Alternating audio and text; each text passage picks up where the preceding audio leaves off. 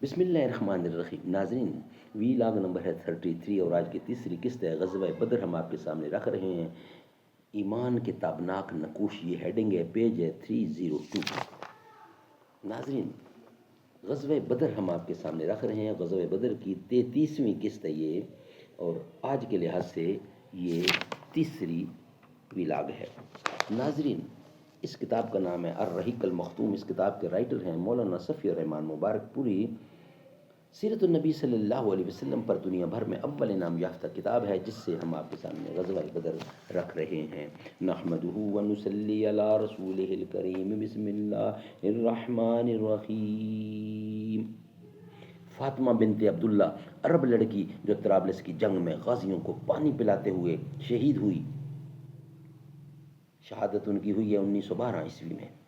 فاطمہ تو آبروئے امت مرحوم ہے، ذرہ ذرہ تیری مشت خاک کا معصوم ہے۔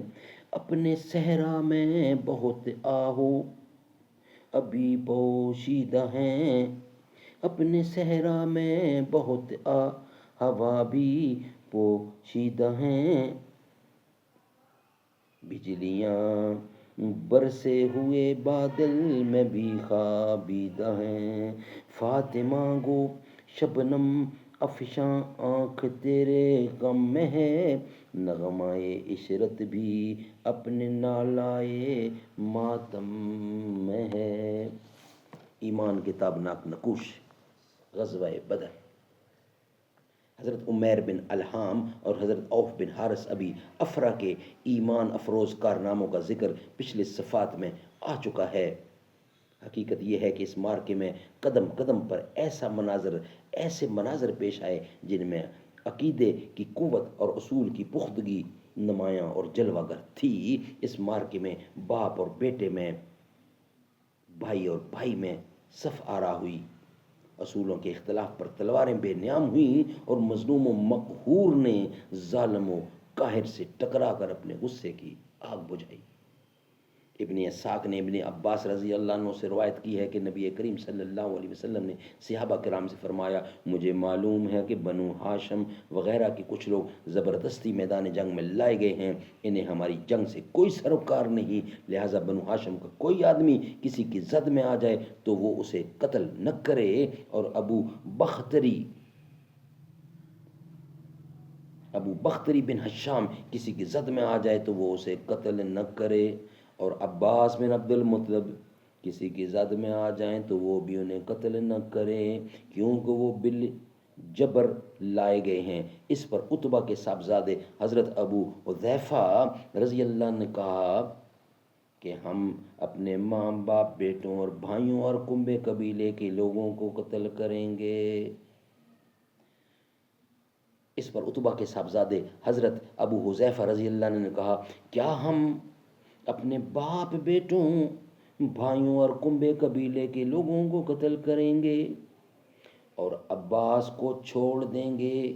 خدا کی قسم، اگر اس سے میری مڈ بھیڑ ہو گئی تو میں تو اسے تلوار کی لگام پہنا دوں گا۔ یہ خبر رسول اللہ کو پہنچی تو آپ نے عمر بن خطاب رضی اللہ سے فرمایا، کیا رسول اللہ کے چچے کے چہرے پر تلوار ماری جائے گی؟ حضرت عمر نے کہا، یا رسول اللہ، مجھے چھوڑیے، میں تلوار سے اس شخص کی گردن اڑا دوں گا، کیونکہ بخدا یہ شخص منافق ہو گیا ہے۔ بعد میں ابو حذیفہ رضی اللہ عنہ کہا کرتے تھے، اس دن میں نے جو بات کہہ دی تھی اس کی وجہ سے میں مطمئن نہیں ہوا، برابر خوف لگا رہتا ہے، صرف یہی صورت ہے کہ میری شہادت اس کی کفارہ بن جائے، اور بالآخر وہ یمامہ کی جنگ میں شہید ہو گئے۔ ناظرین، یہ ویلاگ ہمارا یہاں ہی کمپلیٹ ہوتا ہے۔